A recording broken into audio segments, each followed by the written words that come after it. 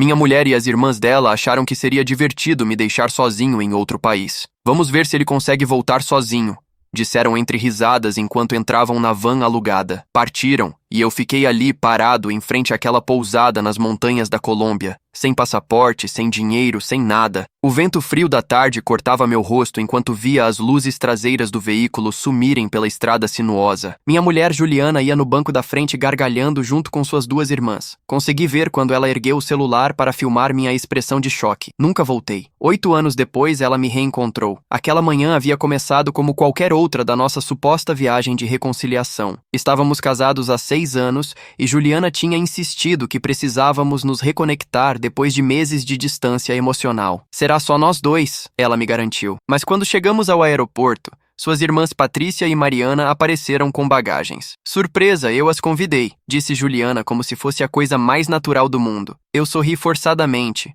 engolindo a frustração, sempre engolindo. Durante o voo, elas se sentaram juntas na classe executiva, enquanto eu ia na econômica. Não tinha mais assentos juntos, amor. Mentiu Juliana sem sequer me olhar nos olhos. Eu as ouvia rir desde meu assento apertado na parte de trás do avião. Uma senhora ao meu lado me ofereceu um sorriso compassivo. Acho que ela também sabia o que eu me recusava a admitir, que meu casamento era uma mentira e eu, o único que fingia não ver. O primeiro dia na Colômbia transcorreu num borrão de humilhações planejadas. Juliana e suas irmãs passavam horas no spa do hotel enquanto eu esperava no saguão. Quando finalmente saíam cheirando a óleos importados e parecendo relaxadas, me ignoravam por completo. Vamos jantar, anunciavam, e eu as seguia como um cachorro obediente. No restaurante pediam os pratos mais caros, riam de piadas que claramente tinham compartilhado durante o spa, e quando chegava a conta, todas olhavam para mim. Eu pagava, sempre pagava. A segunda noite, enquanto jantávamos num lugar com vista para as montanhas,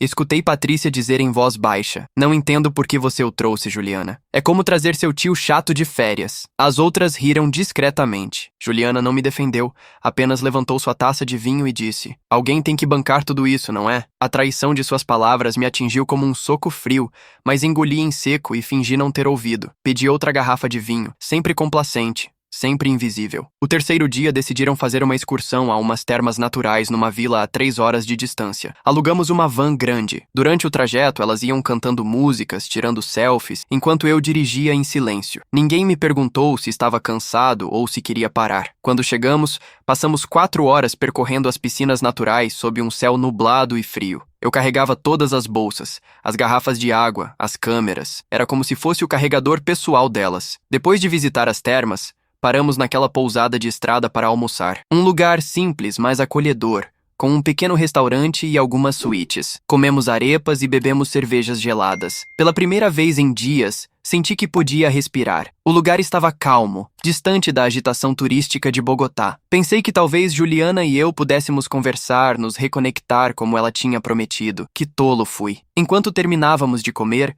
Juliana foi ao banheiro. Quando voltou, tinha aquele sorriso que agora reconheço como sua expressão de maldade pura. "Meninas", disse em voz alta, "acabei de ter a melhor ideia." Sentou-se e as 3 se inclinaram em sua direção como conspiradoras. Eu continuava comendo alheio ao que estava prestes a acontecer. "Que tal se fazemos uma brincadeira com o Rodrigo?" propôs Juliana, seus olhos brilhando com algo que não soube identificar então, mas que agora sei era crueldade disfarçada de diversão. "Deixamos ele aqui e vamos embora para ver quanto tempo ele demora para encontrar o caminho de volta." As irmãs se entreolharam, algumas rindo nervosas. "Não, sério", insistiu Juliana. "Seria hilário. Além disso, ele sempre diz que é tão independente e capaz. Pois que prove." Patrícia foi a primeira a apoiar a ideia. "Ai, sim, seria épico. Imagina a cara dele." Mariana demorou um pouco mais, mas a segunda caipirinha de sobremesa a convenceu. Eu continuava ali terminando minhas arepas, completamente ignorante do plano que estavam tramando a 1 metro de distância. Juliana se levantou e disse: "Vou pegar mais guardanapos." As outras a seguiram até a van. Saí do restaurante 5 minutos depois,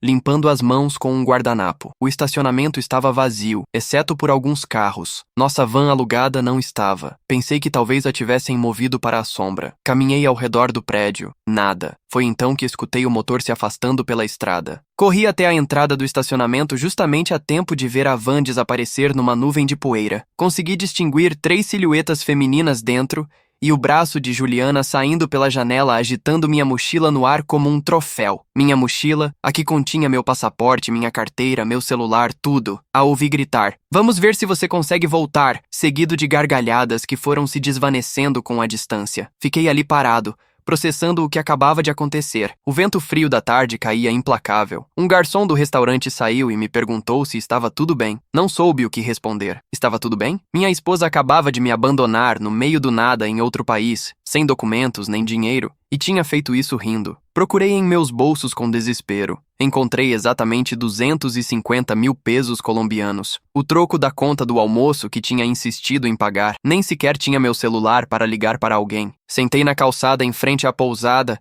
a realidade caindo sobre mim como uma bigorna. Juliana não ia voltar. Isso não era uma brincadeira, era abandono calculado. Uma humilhação final, depois de anos de humilhações pequenas. O gerente da pousada, um homem de uns 55 anos chamado Maurício, saiu para fumar um cigarro e me viu ali sentado com a cabeça entre as mãos. "Problemas com a senhora?" perguntou com o tom de alguém que já viu essa cena antes. Contei-lhe o que tinha acontecido, cada palavra soando mais irreal que a anterior. Ele balançou a cabeça e apagou seu cigarro com o pé. "Venha!"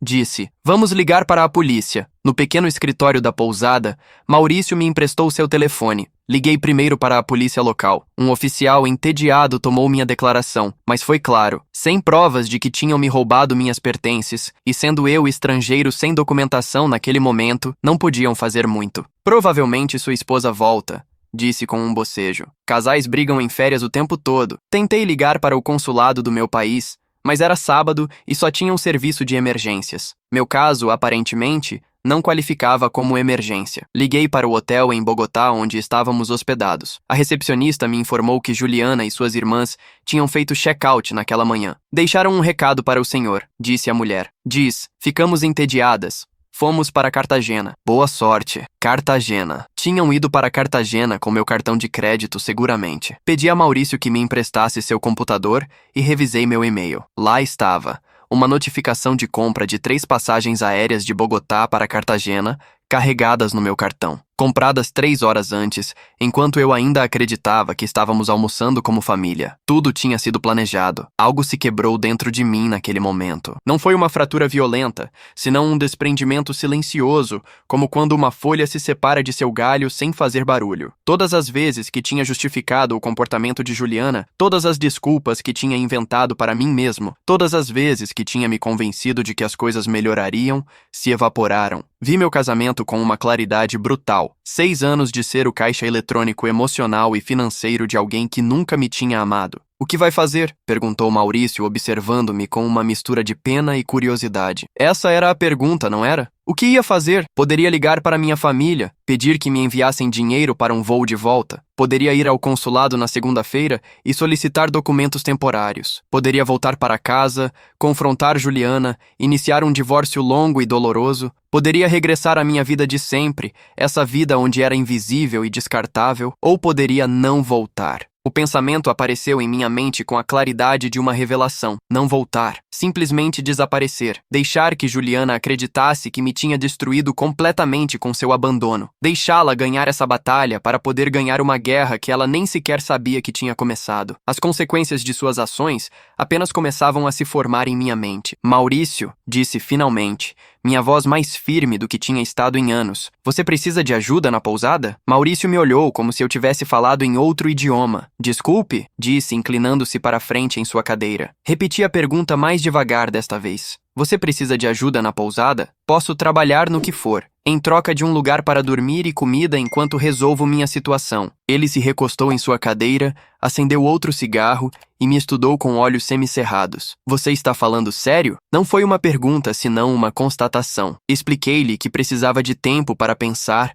para processar o que tinha acontecido. Não queria voltar imediatamente para enfrentar o casamento destroçado que me esperava. Maurício deu uma longa tragada em seu cigarro, a fumaça saindo lentamente de seus lábios. "Olha, Rodrigo, posso te dar trabalho por 1 semana, talvez 2, mas depois disso você precisa resolver sua situação legal. Sem documentos, se imigração te encontra aqui trabalhando, Temos problemas ambos. Aceitei seus termos. Aquela noite dormi num quarto pequeno atrás da cozinha da pousada, num colchão fino que cheirava a lavanda e cloro. O teto tinha um vazamento que gotejava num balde de plástico a cada 5 segundos. Não consegui dormir. Cada vez que fechava os olhos, via o rosto de Juliana rindo, seu braço acenando minha mochila pela janela da van. A traição física doía, mas o que realmente me dilacerava era a humilhação. Ela me tinha convertido na piada final de suas férias. No dia seguinte começou minha nova vida. Maurício me pôs para limpar quartos junto a Carmen, uma mulher de 63 anos que trabalhava na pousada há 25. Ela não fez perguntas sobre por que um brasileiro estava limpando banheiros numa pousada de estrada. Só me mostrou onde estavam os produtos de limpeza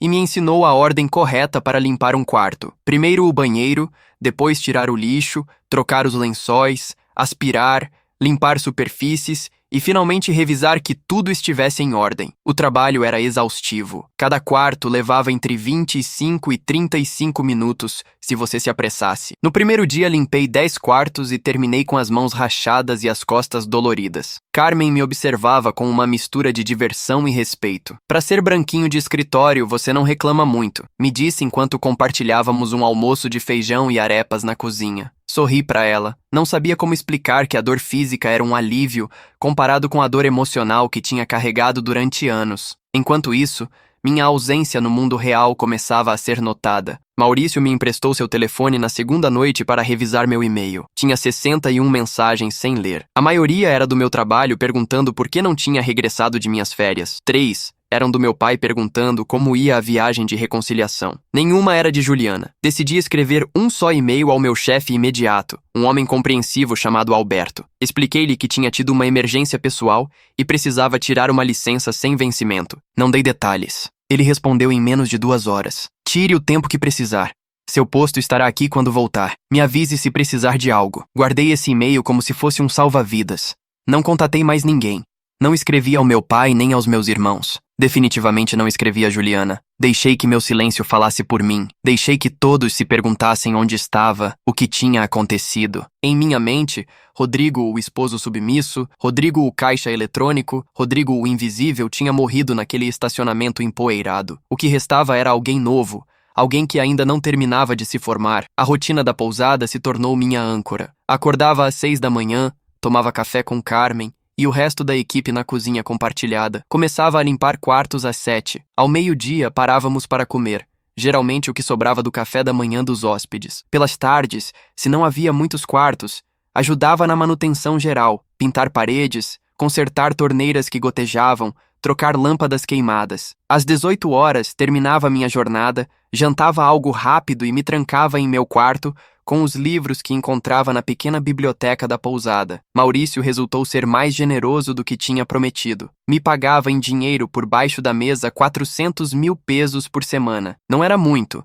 mas como não gastava em nada além de artigos básicos de higiene, comecei a acumular algo de dinheiro. Economize, me aconselhou uma noite enquanto tomávamos cerveja no pequeno pátio traseiro da pousada. Economize cada peso que puder. A vida dá muitas voltas. Na minha segunda semana ali, um hóspede da pousada, um empresário chamado Santiago, me ofereceu um trabalho real. Era dono de uma pequena empresa de exportação de café para Brasil e Argentina. Preciso de alguém que fale português perfeitamente e que entenda o mercado brasileiro, me explicou enquanto eu limpava seu quarto. Tenho observado você. Trabalha duro. Não reclama. Isso é raro hoje em dia. Expliquei-lhe minha situação. Sem documentos, sem status legal, tecnicamente um turista que tinha excedido seu tempo permitido na Colômbia. Santiago encolheu os ombros. Todos temos passados complicados. Eu posso te ajudar a regularizar sua situação se decidir ficar. Tenho contatos. Mas preciso saber, você realmente quer ficar? Ou isso é temporário? Essa pergunta me perseguiu durante dias. Realmente queria ficar, construir uma vida na Colômbia, nessa vila que mal aparecia nos mapas? Ou isso era só uma fuga, uma pausa antes de voltar a enfrentar minha realidade? Pensava em Juliana, imaginando-a em Cartagena, gastando meu dinheiro, rindo com suas irmãs sobre como me tinham abandonado. Pensava em meu apartamento vazio esperando por mim, em meu trabalho que amava, mas que tinha se tornado rotineiro, em minha família que me queria, mas que nunca entenderia por que tinha ficado. A resposta chegou uma tarde, enquanto pintava a cerca exterior da pousada. Carmen se aproximou com 2 copos de limonada fria e sentou num banco próximo. Meu filho foi para o Brasil há 18 anos, me disse sem preâmbulo. Cruzou a fronteira buscando uma vida melhor. Os primeiros 7 anos não soubemos nada dele.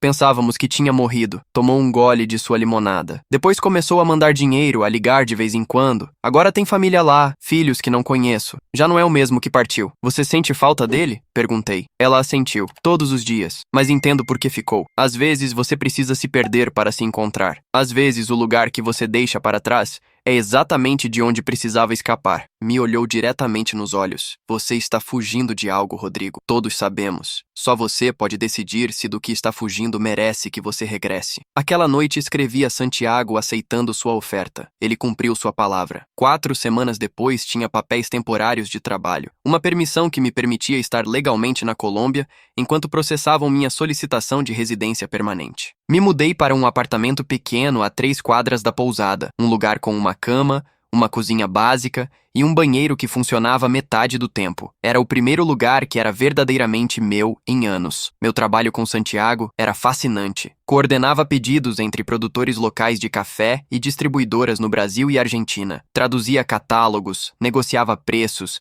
gerenciava a logística de envios. Descobri que tinha talento para isso. Santiago estava impressionado. Você tem olho para o que vende, me dizia. E os brasileiros confiam em você porque você fala como eles, mas entende nossa cultura. Em 7 meses, suas vendas tinham aumentado em 45%. Durante esse tempo, mantive meu silêncio total com minha vida anterior. Não liguei para ninguém, não escrevi para ninguém. Deixei que Rodrigo, o esposo de Juliana, se desvanecesse como fumaça. Minha família eventualmente reportou meu desaparecimento à polícia. Soube porque Maurício me mostrou um artigo na internet sobre um brasileiro desaparecido na Colômbia. Minha foto aparecia junto a uma declaração de Juliana. Só quero que meu marido volte são e salvo. Seja o que for que aconteceu entre nós, podemos resolver. A hipocrisia me enfureceu. Agora eu era o esposo preocupado depois de me abandonar como lixo, mas não fiz nada. Deixei que continuassem procurando. Deixei que Juliana vivesse com a incerteza de não saber o que tinha me acontecido. Era minha pequena vingança, deixá-la sem o fechamento que tanto ansiava. 1 ano depois do meu abandono,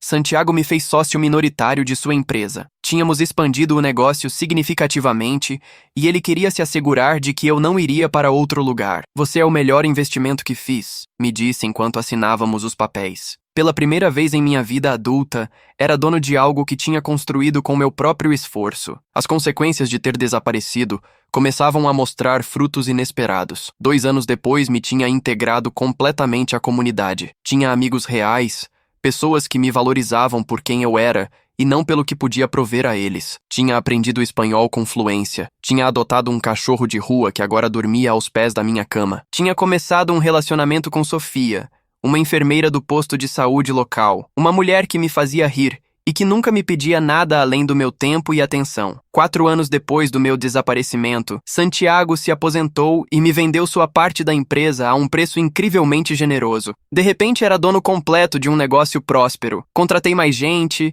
expandi nosso catálogo, abri uma loja física na vila. As pessoas me conheciam como Rodrigo, o empresário. Rodrigo, o que ajudou a trazer empregos à vila. Rodrigo, o namorado da Sofia, a enfermeira. 6 anos depois, me casei com Sofia numa cerimônia pequena na praça da vila. Toda a comunidade compareceu. Maurício foi meu padrinho. Carmen chorou durante toda a cerimônia. Meu pai não esteve lá porque continuava sem saber onde eu estava. Tinha decidido manter minha antiga vida completamente separada da minha nova. Era mais limpo assim, menos complicado. 7 anos depois, nasceu meu filho Lucas. Quando o segurei pela primeira vez no hospital, com seus olhos fechados e seus punhos apertados, senti uma felicidade que não sabia que era possível. Sofia me olhou desde a cama do hospital, exausta, mas radiante, e disse: Nossa família.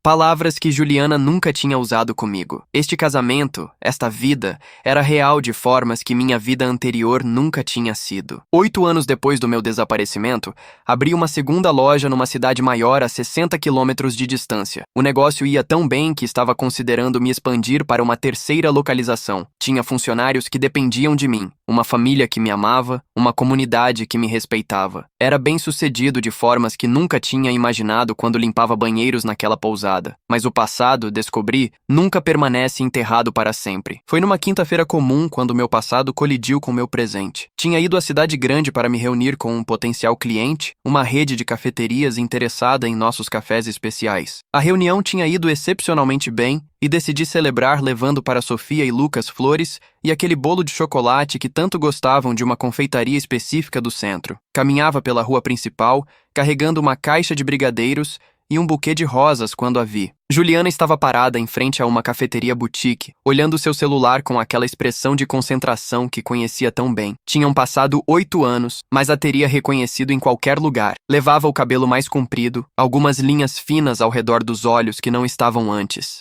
Mas era ela. Meu primeiro instinto foi correr, me virar e desaparecer entre a multidão antes que levantasse a vista. Mas meus pés ficaram cravados no concreto. Depois de 8 anos de imaginar esse momento, de ensaiar em minha mente o que faria se alguma vez nos encontrássemos, meu corpo se negava a se mover. Ela levantou a vista do celular e nossos olhos se encontraram. Reconheci o momento exato em que ela me reconheceu. Seu celular caiu no chão com um golpe seco. Sua boca se abriu num gesto de choque perfeito. Rodrigo, sussurrou, embora estivéssemos a vários metros de distância. As pessoas passavam entre nós alheias ao drama que se desenvolvia. Rodrigo, é você? Aproximou-se com passos vacilantes, como se temesse que eu fosse uma miragem que desapareceria se movesse rápido demais. Eu continuava imóvel, meu cérebro trabalhando a 1000 por hora, mas meu corpo paralisado. Meu Deus, Rodrigo, é você? Você está vivo? Você está aqui? Seus olhos se encheram de lágrimas. Estendeu uma mão trêmula como para me tocar, mas se deteve a centímetros do meu braço. Juliana, disse finalmente, minha voz soando estranha, inclusive para mim. Que estranho era dizer seu nome em voz alta depois de tantos anos. Ela levou ambas as mãos à boca, as lágrimas agora correndo livremente por suas bochechas. Pensei que você estivesse morto. Todos pensamos que você estava morto. Te procurei durante 8 anos, Rodrigo. 8 anos. Olhei para ela sem dizer nada. Parte de mim queria gritar tudo o que tinha calado durante quase uma década. Outra parte queria me virar e caminhar até meu carro como se não a tivesse visto. Mas uma terceira parte,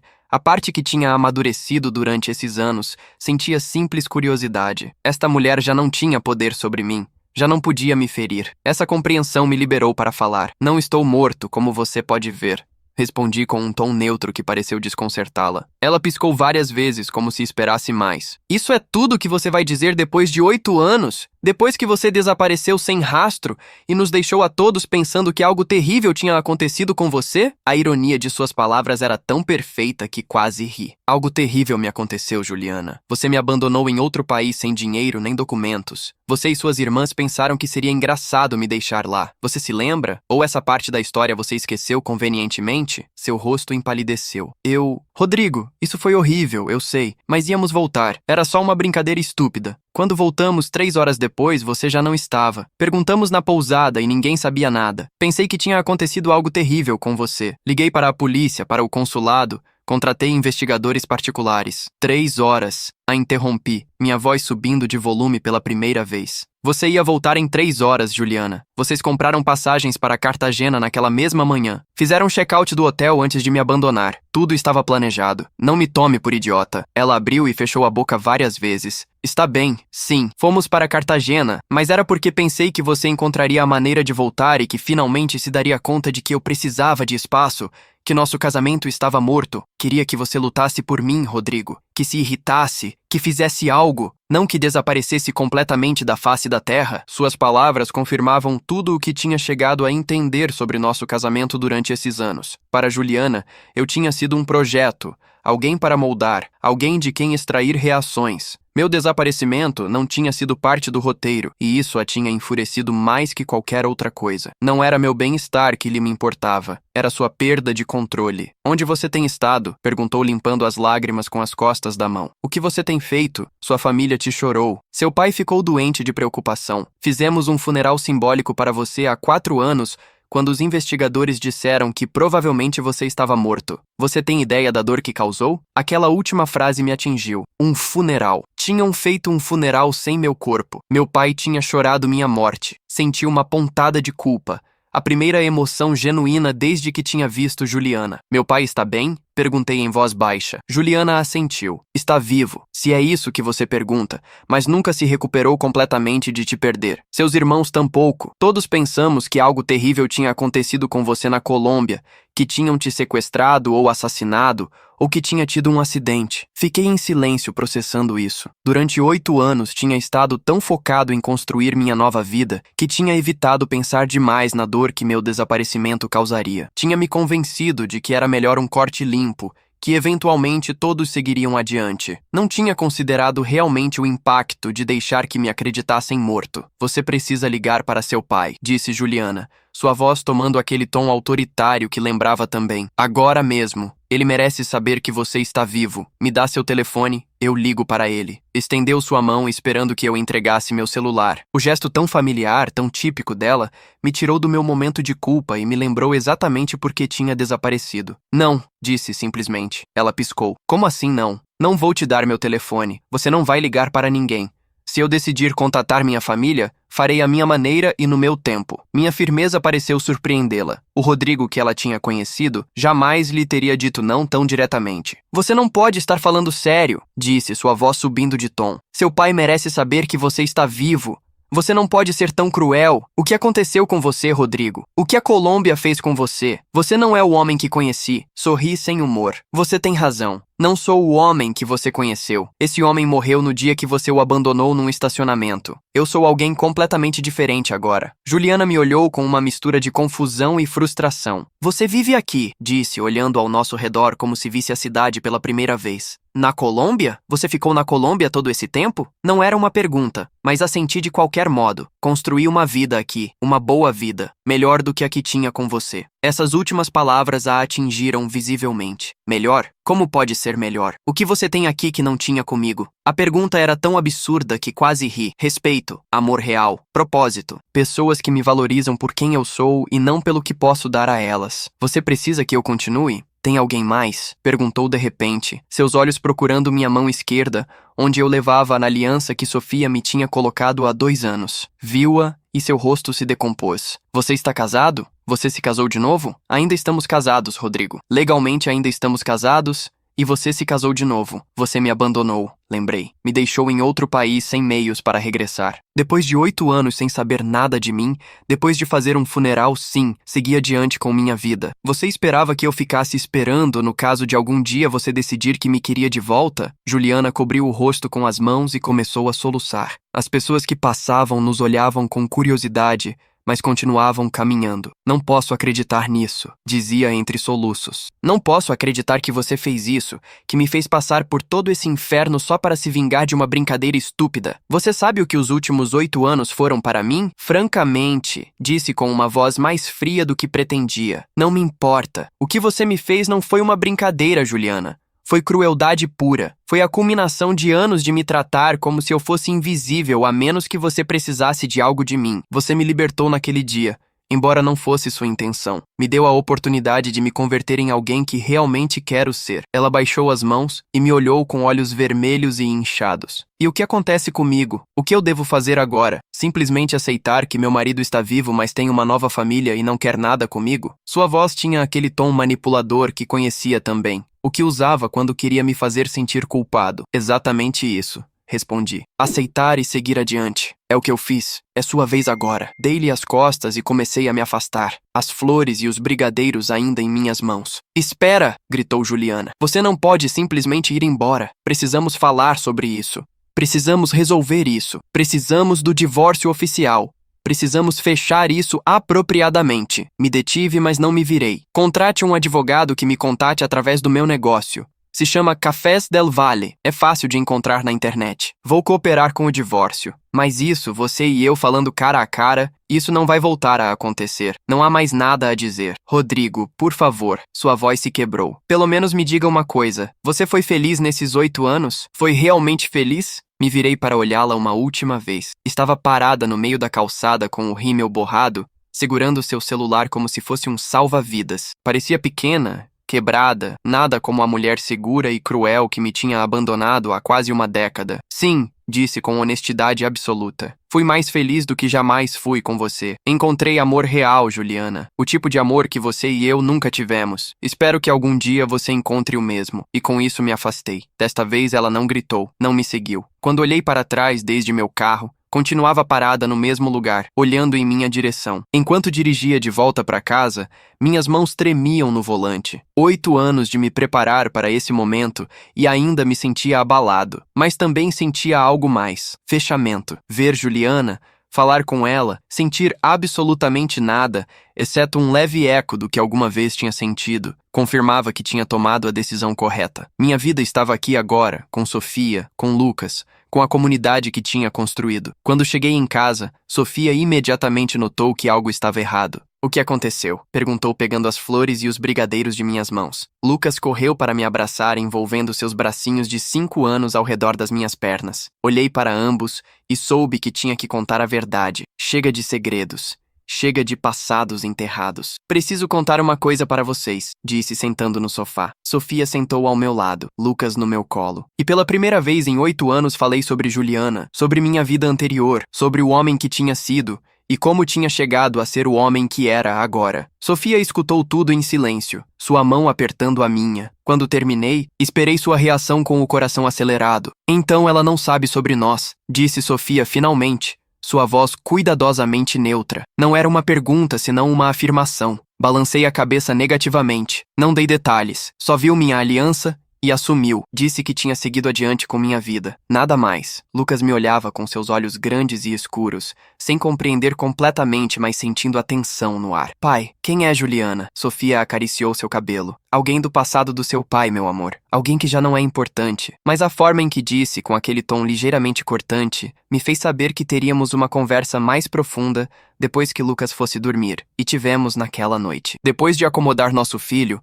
Sofia e eu nos sentamos na pequena varanda de nossa casa com 2 xícaras de café. Preciso que você entenda algo. Comecei escolhendo minhas palavras cuidadosamente. Quando cheguei aqui há 8 anos, estava quebrado. Tinha passado 6 anos da minha vida com alguém que me tratava como se eu fosse invisível, a menos que precisasse de algo. O dia que me abandonou naquele estacionamento foi o pior dia da minha vida naquele momento, mas também foi minha libertação. Sofia tomou um gole de seu café, olhando-me por cima da borda da xícara. Por que você nunca me contou? Por que em 8 anos, em 2 anos de casamento, nunca mencionou que tecnicamente continuava casado com outra pessoa? Porque era covardia. Admiti. Porque queria acreditar que se não falava disso não era real. Porque tinha medo de que se te contasse toda a verdade, você veria o homem fraco que tinha sido e já não me quereria. Porque o casamento com Juliana parecia algo que tinha acontecido com outra pessoa, não comigo. Mas aconteceu com você, Rodrigo, disse Sofia suavemente. E essa mulher continua sendo legalmente sua esposa. Nosso casamento tecnicamente não é válido. Lucas, legalmente falando, nasceu fora do casamento porque seu pai está casado com outra mulher. As palavras doeram porque eram verdadeiras. Em meu desespero por começar de novo, tinha ignorado as consequências legais do meu desaparecimento. Vou consertar isso, prometi. Juliana disse que precisávamos de um divórcio oficial. Vou contratar um advogado. Vou resolver isso apropriadamente. Faremos que nosso casamento seja legal em todos os sentidos. Juro, Sofia. Ela deixou sua xícara e tomou minhas mãos entre as suas. Não estou com raiva, amor. Estou preocupada. Essa mulher esteve te procurando durante 8 anos. Fez um funeral por você.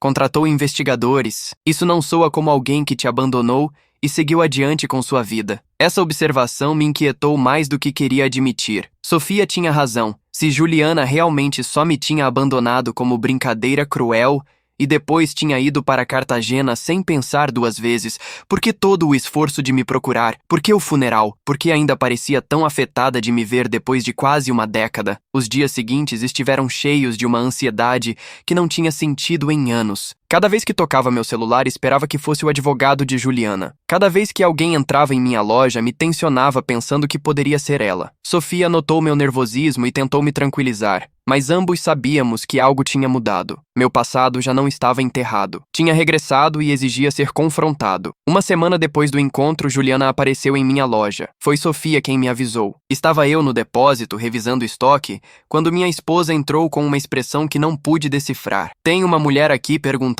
por você, disse. Diz que é urgente. Acho que é ela. Saí para a frente da loja e efetivamente ali estava Juliana. parecendo mais composta que na semana anterior. Levava um vestido elegante, completamente inapropriado para o calor e a poeira da vila. Quando me viu, tentou sorrir, mas o gesto saiu forçado. Rodrigo, obrigada por me receber. Sei que você disse que não queria falar mais, mas preciso que você escute algo. Não é minha loja para te negar entrada, disse friamente, mas tenho trabalho a fazer.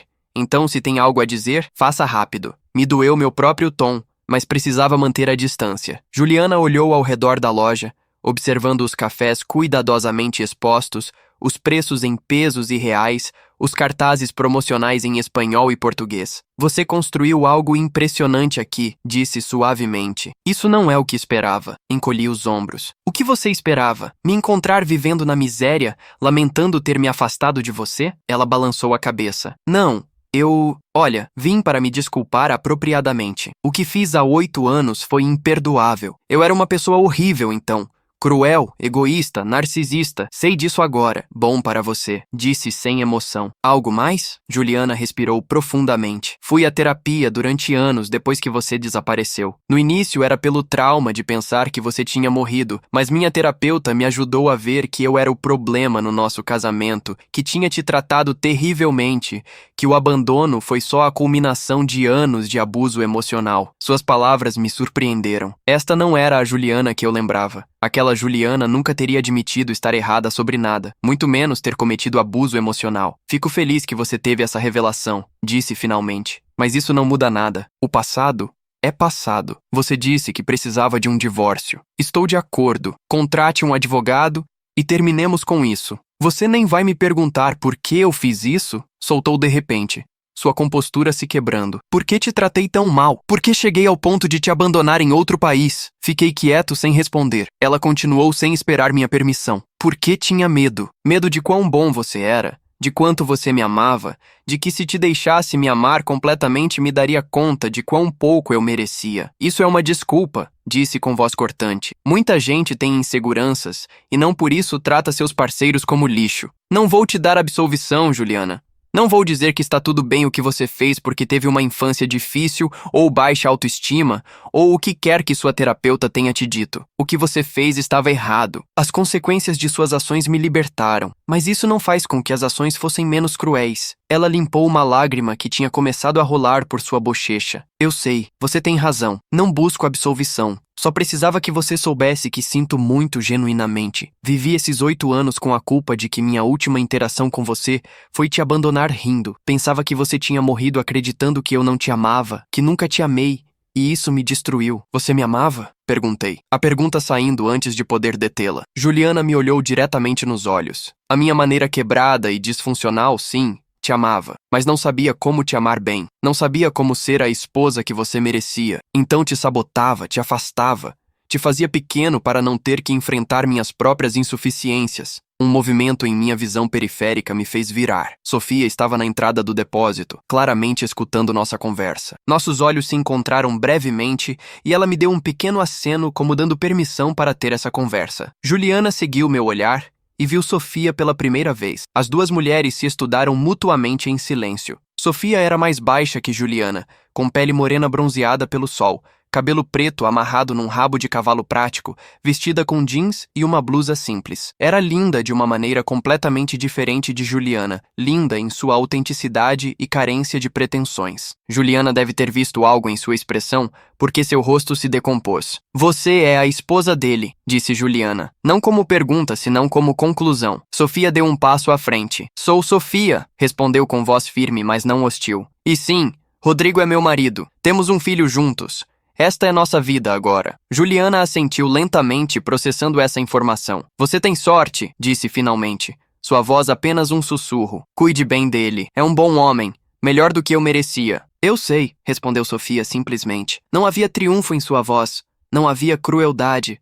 Só a simples afirmação de alguém que conhece sua verdade. Juliana se voltou para mim uma última vez. Meu advogado vai te contatar sobre o divórcio. Não vou complicar as coisas. Não vou pedir nada. Só quero que isso termine limpamente para que você possa seguir com sua vida sem esse peso legal sobre você. Obrigado, disse. E falava sério. Ela assentiu e se dirigiu à porta. Antes de sair, se deteve e olhou para trás. Uma última coisa, Rodrigo. Seu pai, por favor, ligue para ele. Não tem que saber onde você está se não quiser. Não tem que conhecer os detalhes da sua nova vida, mas deixe-o saber que você está vivo. Isso é o único que te peço. Você deve isso a ele. E com isso foi embora. Via caminhar pela rua empoeirada até um carro alugado, seus saltos completamente inadequados para o terreno irregular. Sofia se aproximou e tomou minha mão. Você está bem? Perguntou. Respirei profundamente. Acho que sim. Acho que finalmente sim. Aquela noite, depois que Lucas dormiu, tirei uma folha de papel e uma caneta. Era hora de fazer algo que tinha estado evitando durante 8 anos. Escrevi uma carta ao meu pai. Não dei meu endereço, não expliquei exatamente onde estava, mas contei que estava vivo, que estava bem,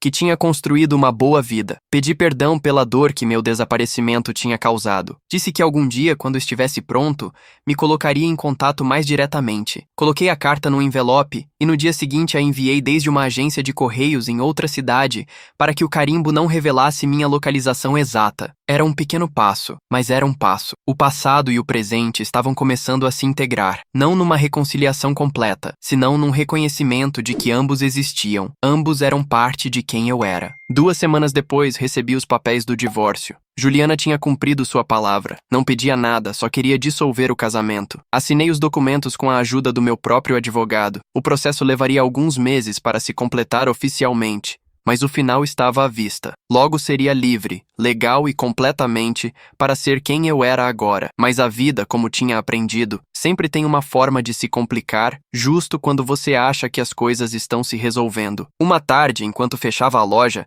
recebi uma ligação de um número desconhecido. Vacilei antes de atender, mas algo me impulsionou a fazê-lo. Rodrigo? Era a voz do meu irmão mais velho, Felipe. Não tinha escutado sua voz em 8 anos e o som me atingiu como um soco. Felipe, sussurrei, minha garganta repentinamente fechada. Papai recebeu sua carta, disse, sua voz tremendo com emoção contida. Rodrigo, é realmente você? Você está realmente vivo? Sou eu, confirmei. Minha voz apenas audível. Houve um longo silêncio do outro lado da linha, quebrado só pelo que soava como um soluço abafado. Meu Deus, Rodrigo, 8 anos. 8 anos pensando que você estava morto. Papai chorou todos os dias durante 4 anos. Literalmente todos os dias. Você tem ideia do que nos fez passar? A culpa que tinha estado contendo durante quase uma década se derramou sobre mim como água gelada. Sinto muito, disse, as palavras se sentindo inadequadas e insuficientes. Felipe, sinto muito mesmo. Nunca foi minha intenção causar tanto sofrimento a vocês. Eu só precisava escapar da minha vida, da Juliana, de tudo. Juliana nos contatou, continuou Felipe.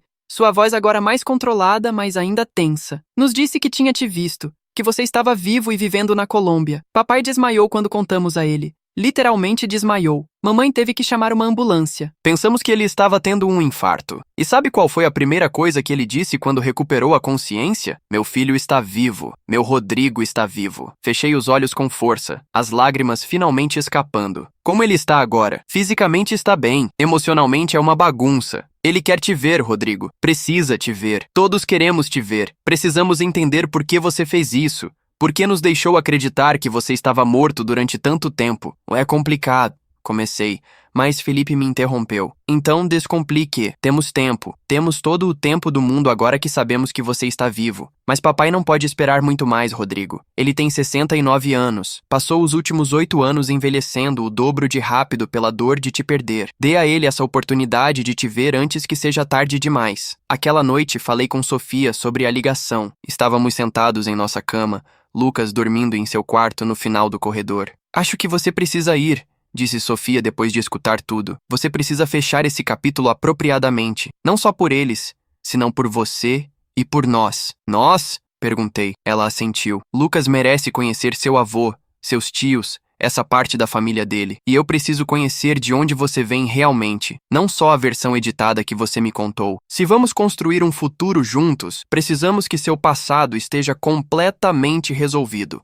não só parcialmente enterrado. Tinha razão, claro. Sempre tinha razão. 3 semanas depois, Sofia, Lucas e eu embarcamos num avião rumo ao Brasil. Era a primeira vez que regressava ao país em 8 anos. Meu coração batia tão forte que pensei que sairia do meu peito enquanto o avião aterrissava. Felipe nos buscou no aeroporto. Quando me viu, ficou congelado por um momento longo. Depois correu até mim e me abraçou tão forte que doeram as costelas. Irmão, repetia uma e outra vez. Irmão, você está aqui? Você está realmente aqui? Chorou no meu ombro. E eu chorei no dele. 8 anos de distância se evaporaram naquele abraço. Finalmente se separou e olhou para Sofia e Lucas. Esta deve ser sua família, disse limpando os olhos. Sofia ofereceu sua mão, mas Felipe a abraçou no lugar. Você é parte da família agora, disse. Obrigado por cuidar do meu irmão. A viagem até a casa dos meus pais foi tensa. Felipe nos contou como tinham sido os últimos 8 anos, como Juliana tinha regressado da Colômbia histérica,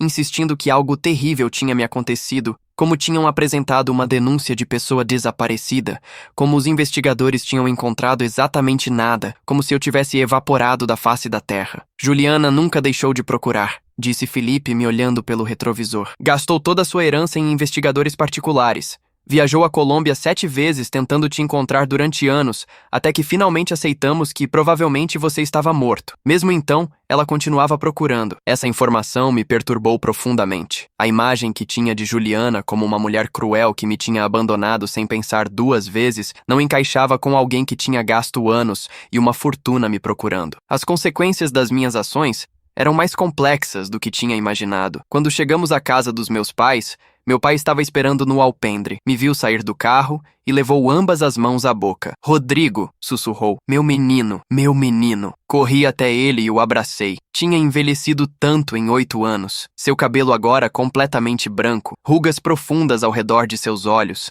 As mãos tremendo enquanto tocava meu rosto como para se assegurar de que eu era real. Pai, sinto muito, disse entre soluços. Sinto muito mesmo. Ele balançou a cabeça. Você está vivo. Isso é o único que importa. Você está vivo e está aqui. Minha mãe apareceu atrás dele, parecendo igualmente envelhecida. Nos abraçamos em silêncio, as palavras desnecessárias naquele momento. Dentro, depois das apresentações com Sofia e Lucas, minha família escutou minha história. Contei tudo. O casamento com Juliana, as humilhações constantes, o abandono na Colômbia, minha decisão de não regressar, a vida que tinha construído. Minha mãe chorou silenciosamente durante todo o relato. Meu pai apertava e soltava os punhos, claramente furioso com Juliana, mas contendo sua raiva. Por que você não nos ligou? Perguntou minha mãe finalmente. Mesmo que não quisesse voltar com Juliana, poderia ter nos avisado que estava bem. Poderia ter nos poupado 8 anos de agonia. Sua voz não era acusadora, só machucada e confusa, porque tinha vergonha, admiti. Vergonha de ter sido tão fraco no meu casamento. Vergonha de ter deixado que Juliana me tratasse assim durante anos sem me defender. E porque me convenci de que era mais limpo assim, que eventualmente todos seguiriam adiante. Não pensei realmente na dor que causaria. Fui egoísta e covarde. Você estava ferido, corrigiu minha mãe suavemente. Ferido e assustado. Não justifico o que você fez, Rodrigo, mas entendo.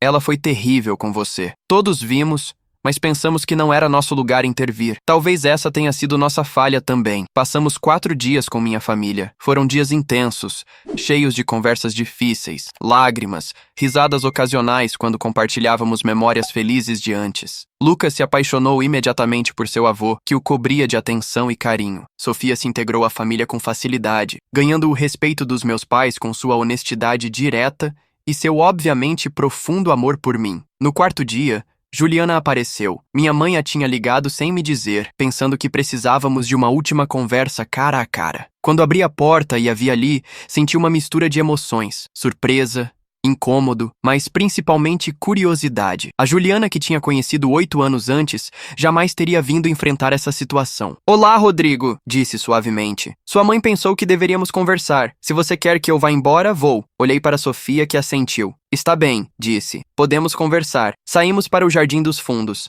o mesmo lugar onde tínhamos celebrado nosso casamento 10 anos antes. A ironia não passou despercebida. Estive em terapia intensiva desde que você desapareceu. Começou Juliana sem preâmbulo. No início era pelo trauma, mas se converteu em algo mais profundo. Minha terapeuta me diagnosticou com um transtorno de personalidade narcisista. Passei anos trabalhando em entender por que tratava as pessoas, especialmente você, da maneira que fazia. E perguntei sem saber o que mais dizer. Me dei conta de que te usava como um objeto, não como uma pessoa. Você era minha fonte de validação, minha rede de segurança financeira, meu reforço de ego quando te fazia pequeno. Nunca te vi como um ser humano completo com necessidades e sentimentos próprios. O abandono na Colômbia foi o ato mais cruel numa longa lista de crueldades. Por que você está me dizendo isso?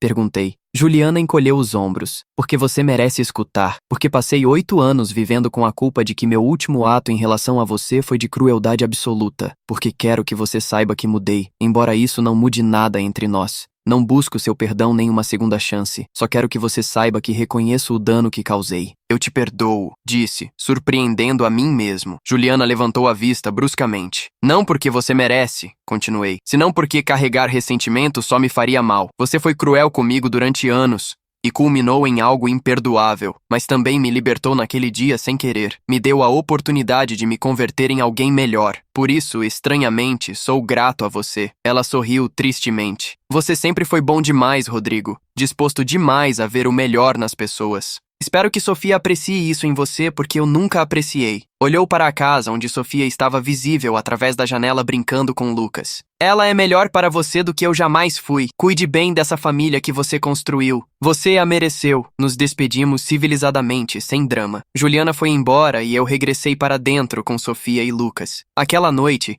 enquanto arrumávamos para regressar à Colômbia, minha mãe tomou minhas mãos. Você vai nos visitar de novo? Perguntou, sua voz cheia de esperança misturada com medo. Sim, prometi. Não vou deixar que se passem outros 8 anos. Quero que Lucas conheça sua família, mas minha vida está na Colômbia agora. É meu lar. Entendo, disse ela. Só me prometa que desta vez vai se manter em contato, que não vai desaparecer de novo. Prometi. E desta vez era uma promessa que sabia que manteria. O voo de volta à Colômbia foi tranquilo. Lucas dormiu no colo de Sofia, exausto de 4 dias, sendo o centro das atenções dos seus avós. Olhei pela janela para as nuvens e pensei em quão estranha era a vida. 8 anos antes, tinha subido num avião para a Colômbia, pensando que ia numa viagem de reconciliação. Tinha descido daquele avião como um homem quebrado, abandonado, perdido. Agora regressava como alguém completamente diferente. Tinha uma família real, um negócio próspero, uma comunidade que me valorizava. As consequências daquele abandono tinham sido dolorosas, mas também transformadoras. 7 meses depois do reencontro com minha família, minha vida tinha encontrado um novo equilíbrio. O divórcio com Juliana se finalizou oficialmente, permitindo que Sofia e eu nos casássemos legalmente numa pequena cerimônia privada. Desta vez, minha mãe esteve presente, chorando lágrimas de felicidade enquanto via seu filho se comprometer com a mulher que realmente amava. Felipe também veio trazendo consigo toda a sua família. Foi a primeira vez que meus 2 mundos se uniram completamente. A loja tinha expandido para uma 3ª localização. Maurício, que continuava sendo meu mentor apesar de ter vendido a pousada, me visitava regularmente para tomar café e me aconselhar. Sabia que você era especial desde o dia que te contratei, me dizia sempre, mas nunca imaginei que chegaria tão longe. Devia tudo a esse homem. Ele me tinha dado uma oportunidade quando era um desconhecido sem papéis, trabalhando numa pousada por comida e teto. Carmen, a mulher que me tinha ensinado a limpar quartos quase uma década atrás, agora trabalhava para mim como supervisora de uma das minhas lojas. Tinham sido eles, esses estranhos que se converteram em família, quem me salvou quando mais precisei. Nunca esqueceria isso. Uma tarde recebi uma carta inesperada. Era de Juliana. Dentro havia uma só folha de papel com uma caligrafia cuidadosa que reconheci imediatamente. Rodrigo, começava. Sei que prometi não te contatar mais depois do divórcio, mas há algo que você precisa saber. Me casei no mês passado. Se chama André. É terapeuta e é a primeira pessoa a quem consegui amar de maneira saudável. Me ensinou o que significa o respeito mútuo, a vulnerabilidade real, o amor sem manipulação. A carta continuava. Não te escrevo para buscar sua aprovação ou felicitações, embora se as oferece, as aceitarei. Te escrevo porque parte da minha cura tem sido fazer as pazes com o meu passado, e você foi a pessoa mais afetada pelas minhas ações. Quero que você saiba que as consequências do que te fiz me perseguiram durante anos, mas finalmente aprendi com elas. Espero que você também tenha encontrado essa paz. Pelo que sua mãe me conta, parece que sim. Fico sinceramente feliz por você, Rodrigo. Você merece cada grama de felicidade que construiu. Mostrei a carta a Sofia naquela noite. Ela a leu em silêncio e depois a dobrou cuidadosamente. Você vai responder? Perguntou. Pensei nisso durante um momento. Acho que sim, disse finalmente. Só para dizer que desejo o melhor a ela. Todos merecemos segundas chances. Sofia sorriu e beijou minha bochecha. Por isso te amo, murmurou. Porque mesmo depois de tudo, você ainda é capaz de desejar o bem a alguém que te fez tanto mal. Escrevi a Juliana uma resposta breve, mas sincera, desejando-lhe felicidade no seu casamento e agradecendo pela carta. Não precisávamos ser amigos, mas tampouco precisávamos ser inimigos. Podíamos simplesmente ser duas pessoas que alguma vez compartilharam uma vida, aprenderam lições dolorosas e seguiram adiante para coisas melhores. O negócio continuava crescendo. Contratei 25 funcionários mais naquele ano, todos da vila e comunidades próximas. Cada pessoa que trabalhava para mim era alguém que conhecia pessoalmente, alguém em quem confiava. Não éramos só uma empresa, éramos uma família trabalhista unida. As consequências positivas da minha decisão de ficar na Colômbia 8 anos atrás continuavam se multiplicando. Lucas começou a escola primária. Era brilhante e curioso, adorado por seus professores e colegas. Falava perfeitamente espanhol e português, graças a que Sofia e eu mantínhamos ambos os idiomas em casa. Quando perguntavam de onde era seu pai, respondia com orgulho. Meu pai é daqui igual a mim, e tinha razão. Eu era daqui agora. Minha mãe nos visitou 3 vezes naquele ano, ficando cada vez por um mês. Ver a relação entre ela e Lucas me enchia de uma alegria que não sabia expressar com palavras. Todas as manhãs,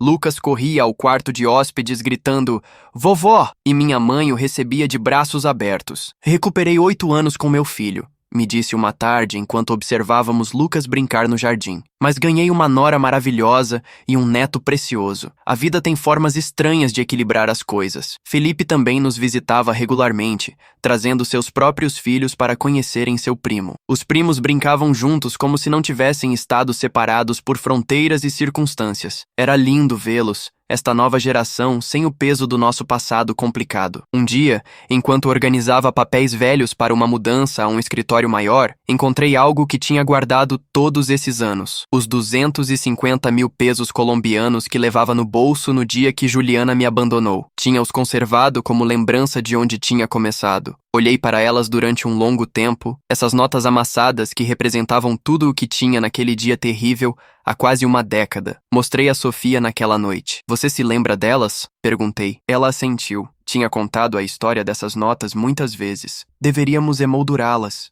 sugeriu, como lembrança de que os finais mais dolorosos podem ser os começos mais lindos. Fizemos isso. Agora pendem no meu escritório junto à primeira foto que tiramos, Sofia e eu, a foto do nosso casamento legal e uma de Lucas no seu primeiro dia de escola. 8 anos depois do dia que mudou minha vida, me sentei com Sofia em nossa varanda vendo o pôr do sol. Lucas dormia dentro, exausto de um dia de brincadeiras. Você alguma vez se arrepende? Perguntou Sofia de repente. De ter ficado, de ter desaparecido, de tudo o que veio depois? Olhei para ela. Esta mulher incrível que me tinha dado uma segunda chance no amor, na família, na própria vida. Nem um só dia, respondi com honestidade absoluta. Juliana e suas irmãs pensaram que estavam me destruindo quando me deixaram ali. Pensaram que seria engraçado, que eu sofreria tentando voltar, mas me libertaram, me forçaram a soltar uma vida que estava me matando lentamente e me empurraram para uma que me deu mais alegria do que jamais imaginei possível. Se pudesse voltar atrás, não mudaria nada. Nem mesmo a dor que causou à sua família? Perguntou Sofia suavemente. Considerei a pergunta cuidadosamente. Essa é a única parte que mudaria, admiti. Teria avisado que estava bem, mas o resto, o desaparecimento,